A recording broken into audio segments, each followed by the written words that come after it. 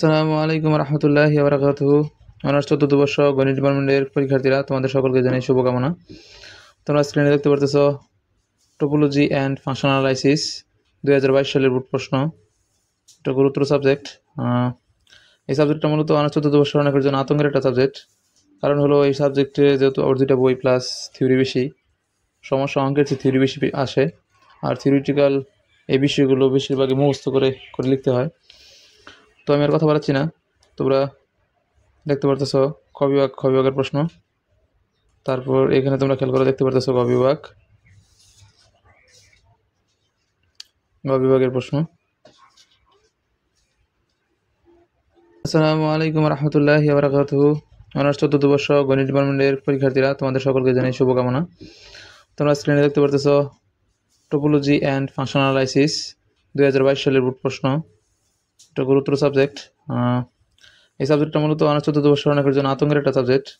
কারণ হলো এই সাবজেক্টে যেহেতু ওর দুইটা বই প্লাস থিওরি বেশি, সমস্যা অঙ্কের চেয়ে থিওরি বেশি আসে, আর থিওরিটিক্যাল এই বিষয়গুলো বেশিরভাগই মুখস্থ করে লিখতে হয়।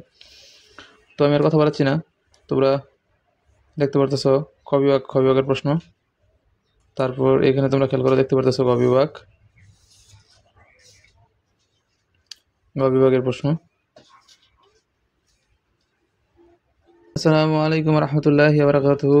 অনার্স চতুর্থ বর্ষ গণিত ডিপার্টমেন্টের পরীক্ষার্থীরা তোমাদের সকলকে জানাই শুভকামনা। তোমরা স্ক্রিনে দেখতে পারতেছো টোপোলজি অ্যান্ড ফাংশনাল অ্যানালাইসিস 2022 সালের বোর্ড প্রশ্ন। এটা গুরুত্বপূর্ণ সাবজেক্ট। এই সাবজেক্টটা মূলত অনার্স চতুর্থ বর্ষ অনেকের জন্য আতঙ্কের একটা সাবজেক্ট। কারণ হলো এই সাবজেক্টে যেহেতু ওর দুইটা বই প্লাস থিওরি বেশি, সমস্যা অঙ্কের চেয়ে থিওরি বেশি আসে, আর থিওরিটিক্যাল এই বিষয়গুলো বেশিরভাগই মুখস্থ করে লিখতে হয়।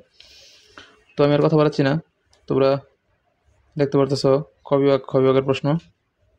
তারপর এখানে তোমরা খেয়াল করে দেখতে পারতেছো গ বিভাগের প্রশ্ন। আসসালামু আলাইকুম রহমতুল্লাহি ওয়া বারাকাতুহু। অনার্স চতুর্থ বর্ষ গণিত ডিপার্টমেন্টের পরীক্ষার্থীরা তোমাদের সকলকে জানাই শুভকামনা। তোমরা স্ক্রিনে দেখতে পারতেছো টোপোলজি অ্যান্ড ফাংশনাল অ্যানালাইসিস 2022 সালের বোর্ড প্রশ্ন। এটা গুরুত্বপূর্ণ সাবজেক্ট। এই সাবজেক্টটা মূলত অনার্স চতুর্থ বর্ষ অনেকের জন্য আতঙ্কের একটা সাবজেক্ট। কারণ হলো এই সাবজেক্টে যেহেতু ওর দুইটা বই প্লাস থিওরি বেশি, সমস্যা অঙ্কের চেয়ে থিওরি বেশি আসে, আর থিওরিটিক্যাল এই বিষয়গুলো বেশিরভাগই মুখস্থ করে লিখতে হয়। তো আমি আর কথা বাড়াচ্ছি না, তোমরা দেখতে পারতেছো খ বিভাগের প্রশ্ন। তারপর এখানে তোমরা খেয়াল করে দেখতে পারতেছো গ বিভাগের প্রশ্ন।